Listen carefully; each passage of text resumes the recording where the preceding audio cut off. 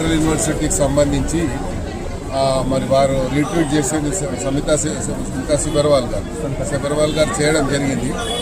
ఆమె అందుకే చెప్పింది క్లియర్గా, ఏం చెప్పిందంటే నేను పంపించే రీట్వీట్ చేసింది అక్కడ ఉన్నటువంటి ప్రాక్టికల్గా వాస్తవంగా ఉన్నదాన్ని చేశానని చెప్పారు.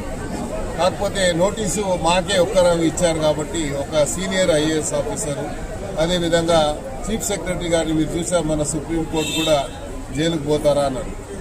మరి శాంతకుమారి గారు సీనియర్ ఐఏఎస్ ఆఫీసర్, ఆమె టోటల్ క్యారియర్లో ఎక్కడ కూడా ఆమెకు చెడ్డ పేరు లేదు.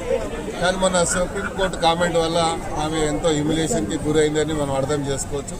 ఎందుకంటే ఒక మంచి హానెస్ట్ ఆఫీసర్కి ఇలాంటి చివాట్లు రావడం అనేది బాధాకరంగా, మాకు కూడా బాధాకరంగా ఉంది. ఎందుకంటే ఆమె పూర్తి క్యారియర్లో ఎక్కడ కూడా ఆమెకు ఒక చిన్న మచ్చ కూడా లేకుండా ఆమె పనిచేసుకుంటూ వచ్చేది.